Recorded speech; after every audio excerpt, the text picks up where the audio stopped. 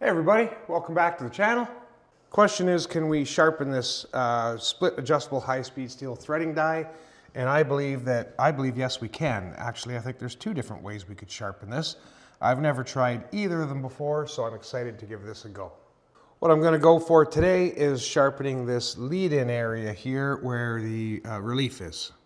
To do this, I'm going to use a little mounted point grinding wheel in the new arbor that we just built in a recent video, and I'm going to dial this die into my Hibco relieving fixture. I think the biggest variable here is the unknown quality of this mounted point. I tried shopping around locally to buy some brand name mounted points. I couldn't find any, so this I bought online. I got a 100 pack for $18, so I'm a little skeptical if this is going to stand up. First things first, I'm going to dial this die into my 4-jaw chuck here, and that's going to be a long, boring process, so I will come back to you guys when that's done. I've got that die dialed into my 4-jaw chuck, and I'm decently happy with that. And I did bring my spindle up to center height. I also dialed this die in this way to match the lead-in angle that's on there. And I've also reversed a couple of my drive pulleys here. We're going to want a greater RPM than what the electric motor puts out, and so we're going to try it about there for starters. Now I'm going to take my wheel arbor out, and I'm going to pop in the new chuck arbor that we just finished building. And if you missed that video and you'd like to see it, I'll put it up somewhere at the end.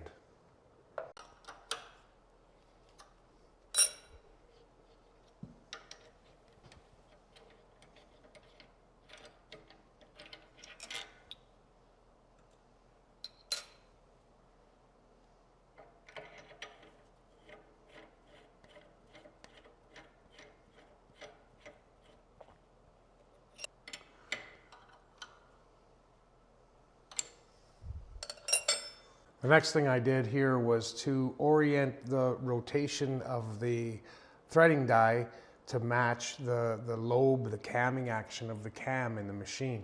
So basically, as a tooth is approaching center line, you want it to start advancing towards the wheel. And after the tooth is completely off the wheel, you want that to pop out and reset for the next tooth that's coming around. And so I've got that set now.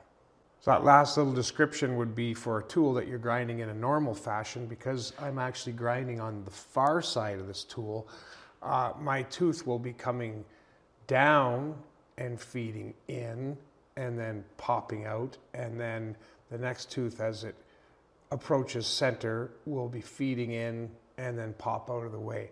So that's just basically, it's reversed because I'm grinding on the opposite side of the tool than we normally would.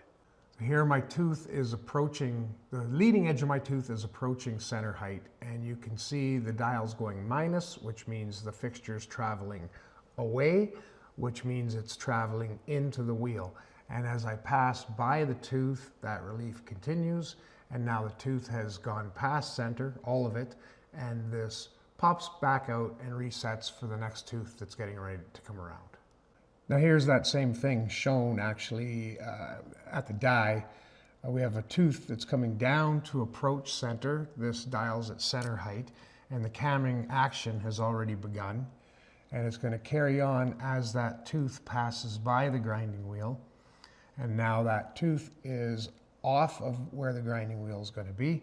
And now the machine pops back out and resets for the next tooth that's coming down. One of the last things that needed to be done here before we could actually start cutting is had to match the throw of the fixture to the existing relief on the die.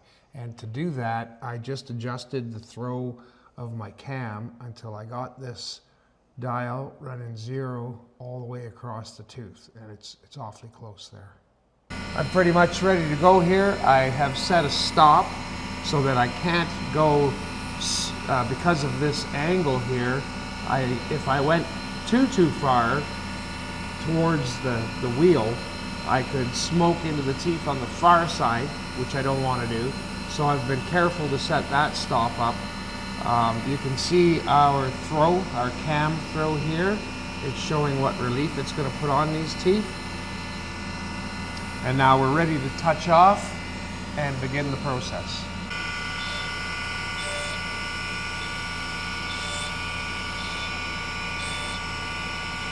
So I'm going to travel back and forth with this, in and out past the wheel, so that I keep my wheel pretty much true, or any wear will be truing the wheel up.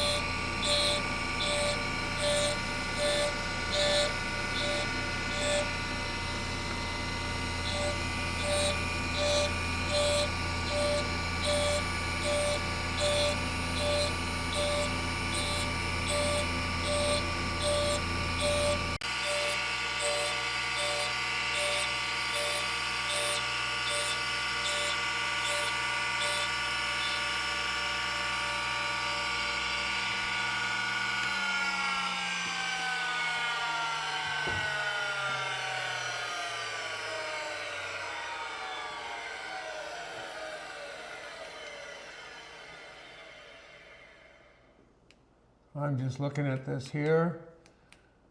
Looks like we've removed any signs of damage. Nice, fresh, crisp cutting edges. And I'm going to call that a success. I would like to point out my little cheapy wheel worked like a champ in there. I didn't know exactly what was going to happen in my worst case scenario concerns. It was going to just instantly explode as soon as it touched. Didn't do that. I don't see any excessive wear. Honestly, I'm super happy with the way that little mounted point worked. Here it is out of the machine, and you can see the area we were grinding. Super nice and shiny, cleaned up, freshly ground. I think it only makes sense that we try this thing out and prove to you guys and ourselves that we did not just destroy a perfectly good, albeit ever so slightly dull die, and that all these clearance angles and so on are going to work. So I've got a little test piece set up in the lathe here, and we're going to run it through and see what happens. You're not going to be able to see an awful lot here. I do have the tailstock quill pushing against the flat surface of the die, and so the freshly sharpened surface is sort of recessed in here. So you're not going to be able to see a lot while we get this thing going, but when it's done, we'll be able to pull it out and have a look.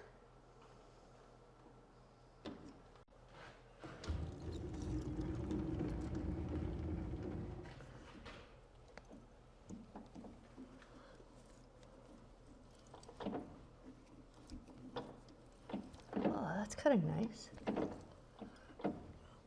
I mean, it is just aluminum.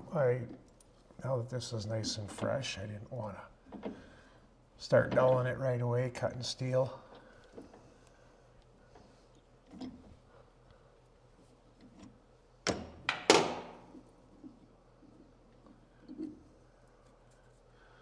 Clean that up a little.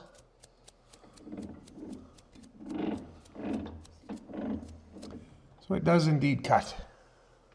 If you're enjoying these videos and you'd like to help support the channel, consider joining us over at Lappy Mountain Living at patreon.com. I'm looking forward to it. I think we're going to have some great conversations, and we're going to do a lot of other fun stuff over there. Well, that's going to do it for this video, guys. Thanks for watching. We'll see you in the next one.